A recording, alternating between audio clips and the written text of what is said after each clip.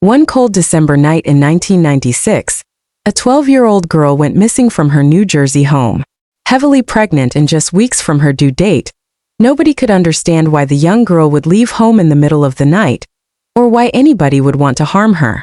The case on the surface seems troubling enough, but digging deeper into the circumstances of the girl's life revealed even more concerning information, including a strict, cult-like church, an overbearing tyrant of an aunt, and several family members who seemed desperate to keep the truth hidden.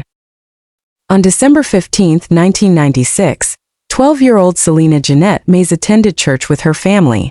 Later that evening, she ate ice cream with her loved ones at the shared home on Crestville Drive in Willingboro, New Jersey. Afterwards, at around 11 p.m., she put her dishes in the sink and kissed her family members goodnight before retreating to bed. Her family initially noted in the days before she vanished, nothing seemed amiss. Selena's mood was stable and her behavior was perfectly normal, but her stepmother, Yvette Mays, would later recall that Selena had said, "Thanks for everything," before heading to bed. In hindsight, she realized that this may have been the 12-year-old's way of saying goodbye. The following morning, Selena's 4-year-old stepsister, Nori Mays, was sent to wake her for breakfast. When she didn't respond, the little girl approached the bed and pulled back the covers, surprised to find pillows neatly arranged beneath the sheets, made to look like there was a figure sleeping beneath them. If Selena had gone voluntarily, she'd taken nothing with her. Her bag, prenatal vitamins and CD player had all been left behind.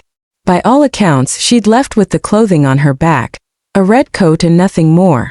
Selena has never been seen or heard from again.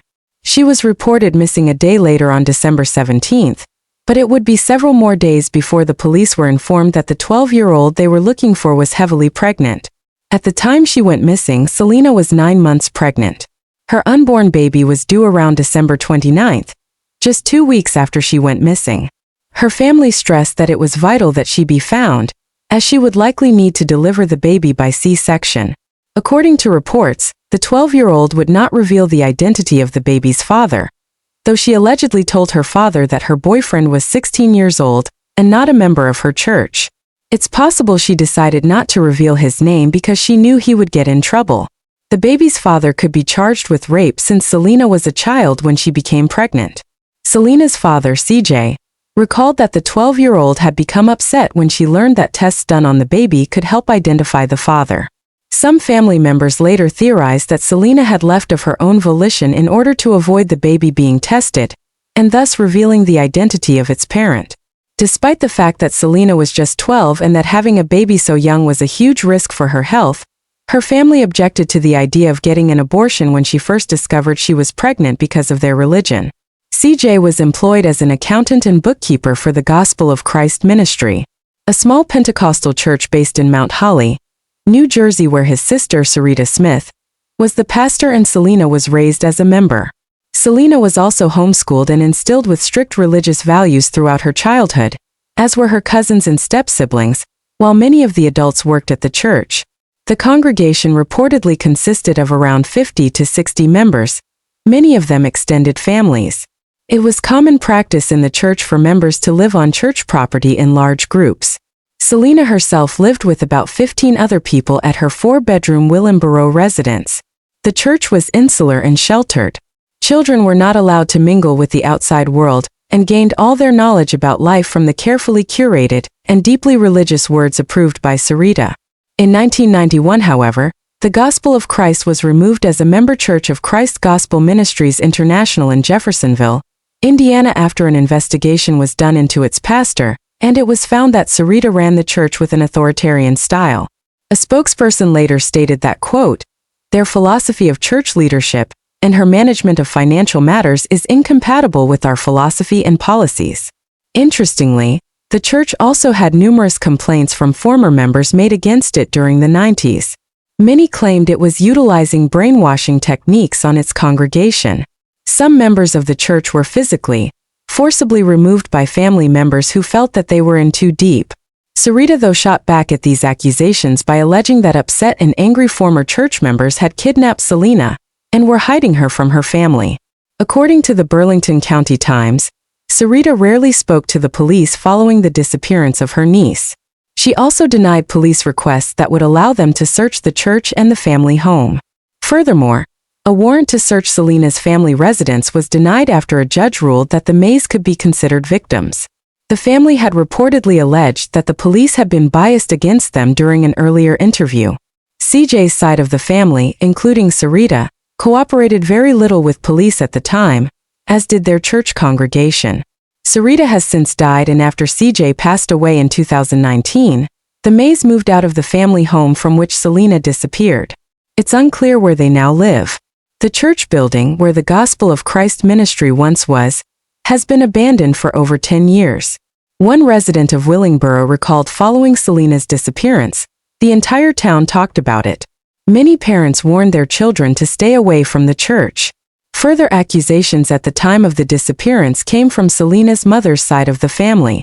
Selena's mother, Lynn Marie Vital, died of a brain aneurysm in 1994. Following her death, her family attempted to gain custody of Selena, citing numerous incidents of drug and domestic abuse CJ had carried out against Lynn before her death.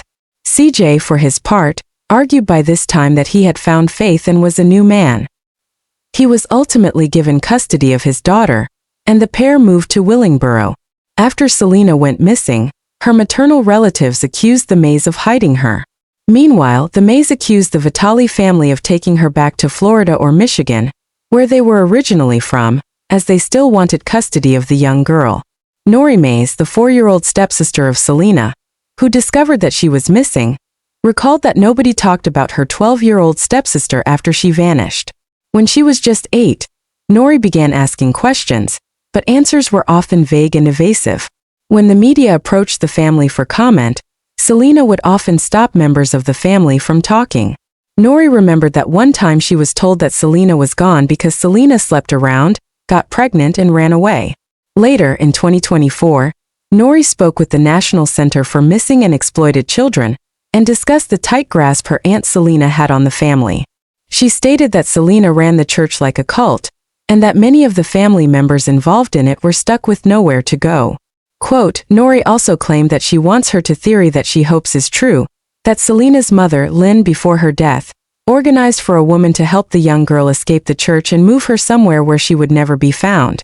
In the weeks following Selena's disappearance, the police issued flyers, spoke with the local community, and combed through nearby areas for any clues that would lead them to the 12-year-old.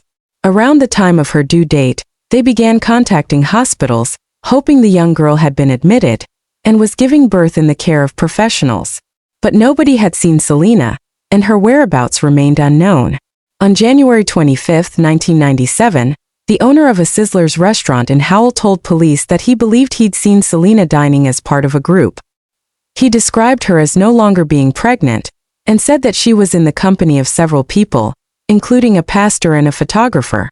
Although initially this seemed like a promising lead, the police eventually determined that the girl seen by the restaurant owner was not Selena. Over 250 leads have swung up over the years, but none have panned out. Some of Selena's family members believe it is very unlikely that she is still alive. Her maternal aunt, Cindy Cram, told the Burlington County Times, an aunt of Selena's believed that the father of her child was an unidentified individual the young girl had met while out skating in Camden County, New Jersey, though this seems odd given that Selena's life was sheltered and controlled. It is difficult to think when she would have the time unsupervised to spend with a boy or a man. Rumors swelled at the time that one of Selena's own cousins, Sean Smith, the 21-year-old son of Sarita, was responsible for abusing and impregnating her. He was reportedly interviewed multiple times after the disappearance, but denied knowing where she was or being involved in her disappearance. A girl who was just a few years older than Selena at the time of her disappearance recalled that she had been repeatedly sexually assaulted by Sean as a minor and claimed that Selena confessed the same thing had happened to her shortly before she fell pregnant. Furthermore, in 1998, Sean was arrested after sexually assaulting 2 girls from the ages of 13 and 14. The assaults began in 92 and 93 respectively. He ultimately fathered 7 children by 4 different women, most of whom were church members. Unfortunately, Sean is now deceased, having passed away in 2020 at the age of 46, which leaves many questions unanswered. To this day, the identity of the father of Selena's child is still unknown, as is what happened to the baby and Selena herself following her disappearance. One relative suggested that the baby's father killed her to stop his identity from being discovered. Another speculated that she was the victim of an amateur abortion gone wrong. Over the last several decades, Selena's case file has often switched hands between detectives. Willingboro detective Monica Pogozelski has said that the police remain determined to see the case through. Quote, in 2021, the Willingboro Police Department revealed a renewed effort to solve the case, noting, social media has evolved greatly and can now reach a wide variety of people quickly through many platforms.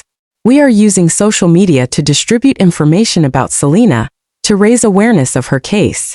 We are hopeful that social media will be a beneficial tool in finding new information about the disappearance of Selena Mays. In the years since she went missing, there have been several sightings of Selena in locations such as Lacey Township and Hopewell Township, both in New Jersey, but they have never been confirmed. Following her death, Selena's mother, Lynn, left her a large life insurance policy which she will now be more than old enough to collect if she is still alive. 12-year-old Selena Jeanette Mays was last seen on the evening of December 15, 1996 at her home in Crestview Drive in Willingboro, New Jersey. She is described as a mixed-race girl who is half African-American and half white with brown eyes and long black curly hair. At the time of her disappearance, she was 5 foot tall, around 120 pounds and also heavily pregnant. She was possibly wearing a long red coat when she went missing, as this item of clothing was gone from her room. If Selena is still alive, she will be 40 years old and her baby will be 27. If you have any information about Selena's case, you can contact the National Center for Missing and Exploited Children at 1-800-843-5678. Alternatively, you can call the Willingboro Police Department at 609-877-3001.